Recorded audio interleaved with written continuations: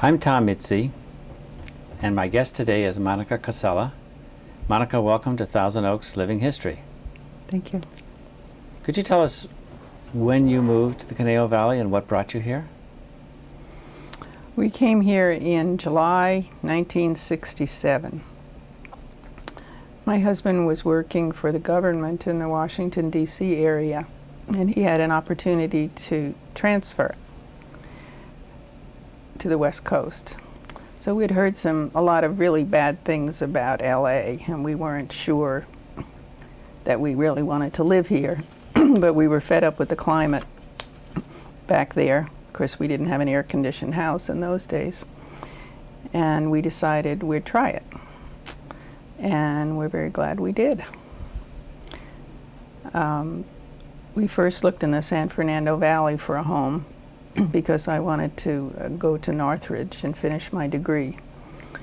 But we couldn't find anything suitable, and someone put us on to Thousand Oaks. And we came out, and we liked what we saw, and we were able to find a 5-bedroom house in Shadow Oaks area that met our needs very nicely.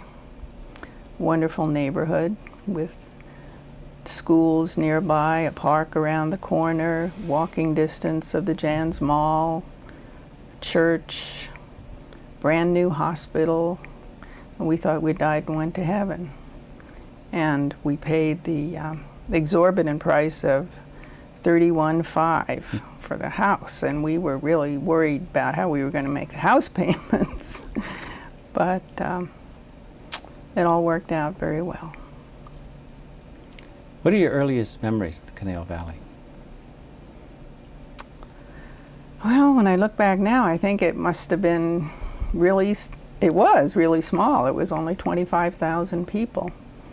My earliest memories are of struggling to raise 4 children, very close in age, and doing all the things that a mother did, and getting involved in church and scouting and Little League and all the things that a young family does. How's Thousand Oaks changed since you've lived here? Well, of course, it's gone from 125,000 to over 100,000. And the traffic certainly has worsened. I used to be able to get from my house here in 5 minutes, and today it took me almost 15 minutes. I still can't get used to adding on the necessary time to get places. I think it still has a small town feel in that people are very friendly, and it's easy to become involved in the community if you want to. Organizations, churches will greet you with open arms if you show the slightest bit of interest in participating. So I think the atmosphere hasn't changed in that regard. If you were going to describe Thousand Oaks to someone who has never been here, what would you tell them? I think it's an ideal community. It has everything you could ask for. Wonderful place to raise a family, great schools, fine climate, good government. I'd highly recommend that they come and check it out for themselves. In the time you've lived here, what's been your most memorable experience? Well, I came to work for the city in 1980 and worked for about 9 years. And I think that was my most memorable experience. I was executive secretary, executive assistant, euphemism, to City Manager Grant Brimhall. And that was very exciting to be right in the middle of all the action and get to know maybe 7 council people that I worked with during that period. And then also moving out of the old City Hall, the so-called Eyebrow on the Hill, over to what is now the Amgen building in Newbury Park. And I retired in '89 when my husband retired. I wasn't going to let him play without me. And so I wasn't involved in the numerous subsequent moves of the city before it eventually came to where it is today. And I can't say I missed experiencing those. If you could change something about Thousand Oaks, what would you change?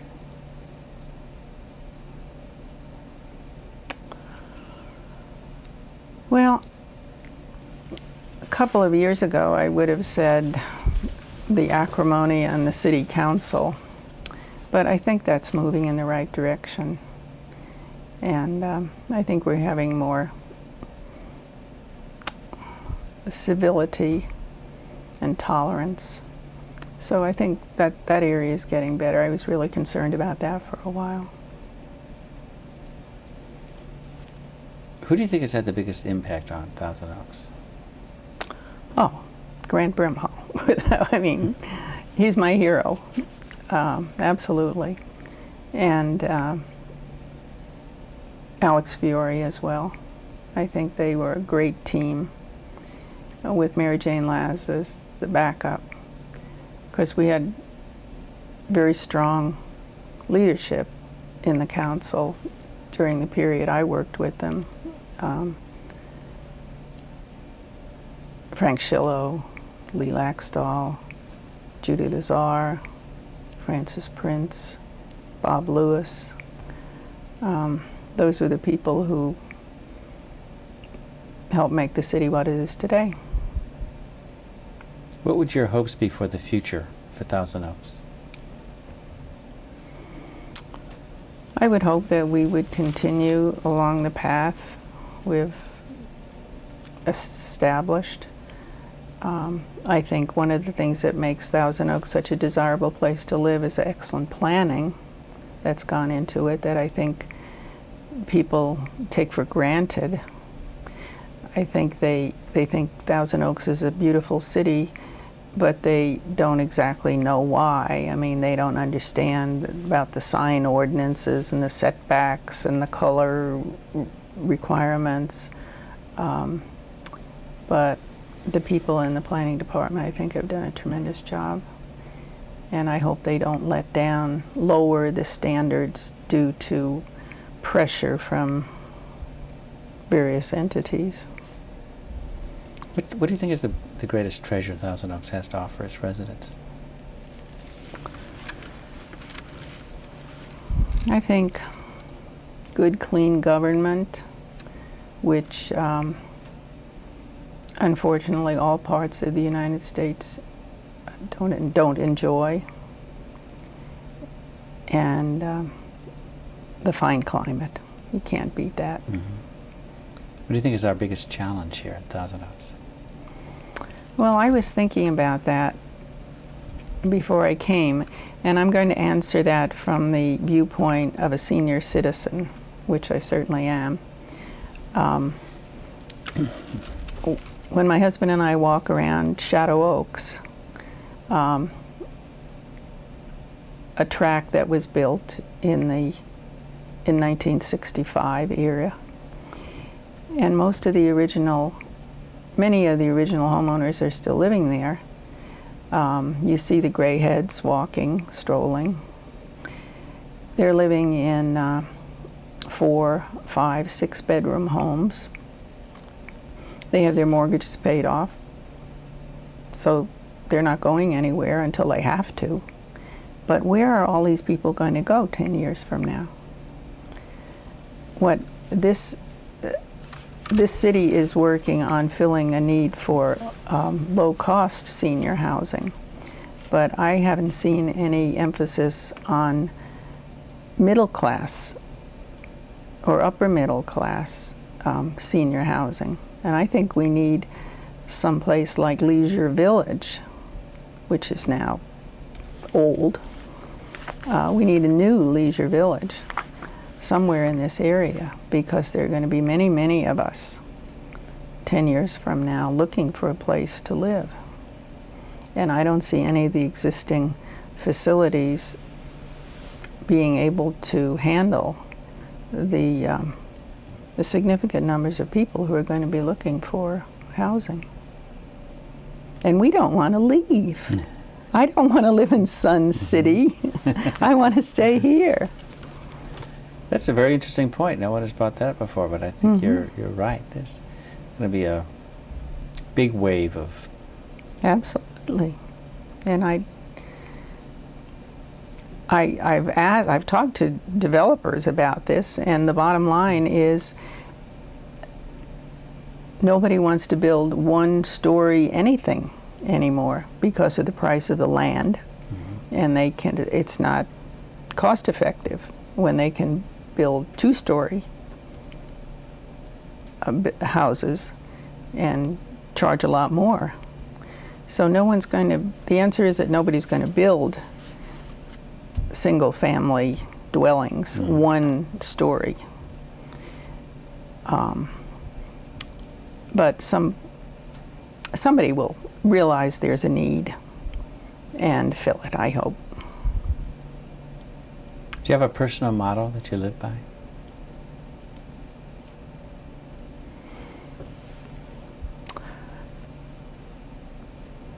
Not really. The only thing I can think of is when we just returned from 3 weeks in Ireland. Since we've been retired, we've visited 27 countries, and that is our love. And we're going to keep doing that as long as our knees hold out. And I looked up, my maiden name was Riley, and I did some research on the Riley family name while I was there. And I found out that the family motto was Fortitudine et Prudentia. So that's fortitude and prudence. So I guess that will be my motto from now on. How would you like to be remembered? I'd like to be remembered as a contributing and appreciative member of our society.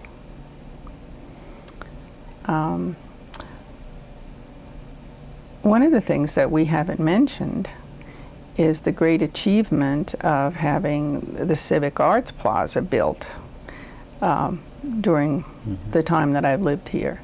And that's something that we early residents saw a great crying need for early on. We were delighted to have a small local symphony orchestra, but we weren't pleased with having to hear it play in the gymnasium of CLC. And you've heard the story. It had a tin roof, and when it rained during a performance, you had an extra percussion section that you really didn't want. And then there were always people who climbed up and down the bleachers during a number that spoiled your appreciation of it.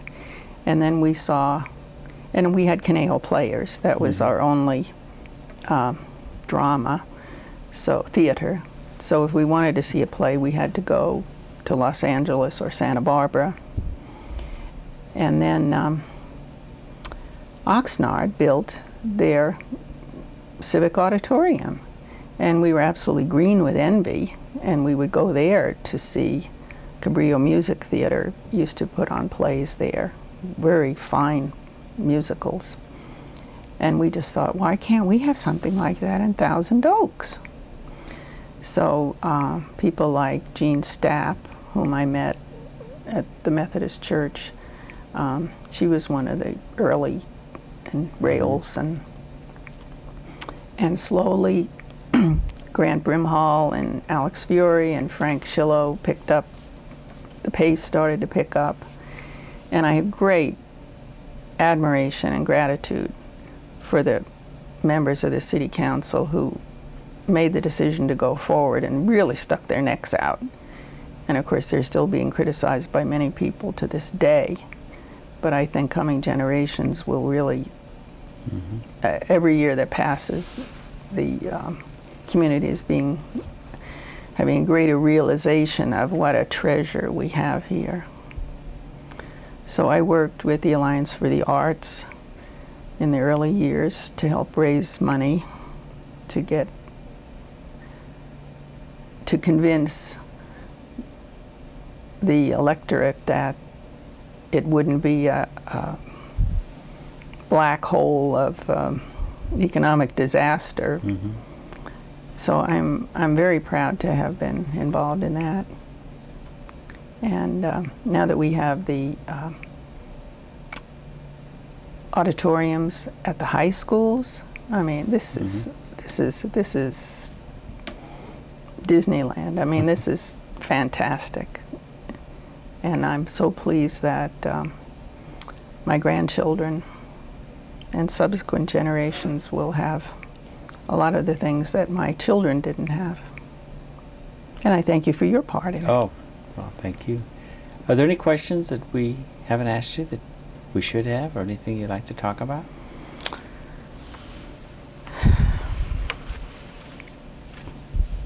I called a friend of mine today and asked her when the Oaks Mall was built. And we decided it was the mid-70s. And of course, you weren't around then, but that was one heck of a controversial